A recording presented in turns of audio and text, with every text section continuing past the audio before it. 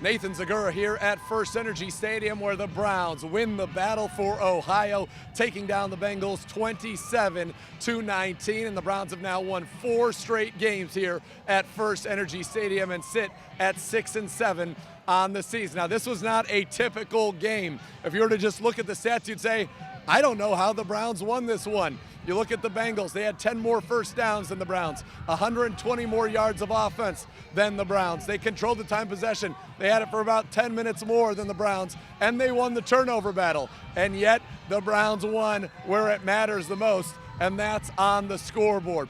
Not a pretty day by any stretch of the imagination, but they did what they had to do, and they got a big play on defense that changed the game. Denzel Ward getting the first pick 6 of his NFL career put the Browns on the board early. It was their first touchdown of the game. And while Baker Mayfield struggled in the passing game, struggled a little bit, under 50% completions and 2 interceptions on the day, he did a good job running, extended a drive with a run on a 3rd down, and had a big touchdown run as well.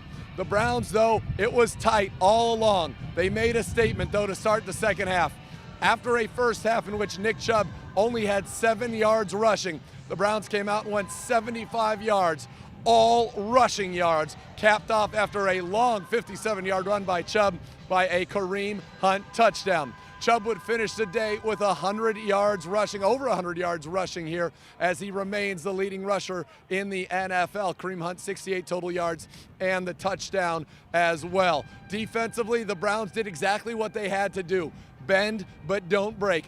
Don't allow those big plays, the big plays that have cost them in games earlier in the season. They gave up none of those today, and as a result, the Bengals would get down into the red zone, the Browns defense would hold, and they'd have to either settle for a field goal, or in one case, the Browns got them to turn it over on downs with a goal line stand.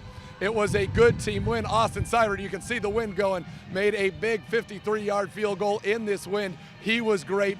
All in all, the Browns did what they had to do. Not pretty, but effective. And guess what, as they say in the golf world, there are no pitchers on the scorecards. All you see are the results, and the result is a Browns win. And the Browns now have won 4 of their last 5 games. They will travel to Arizona to try to go on the road and get a win and get this team back to even on the season at 7-7. A big win here at First Energy Stadium. For the latest, keep it tuned to ClevelandBrowns.com and the Browns mobile app.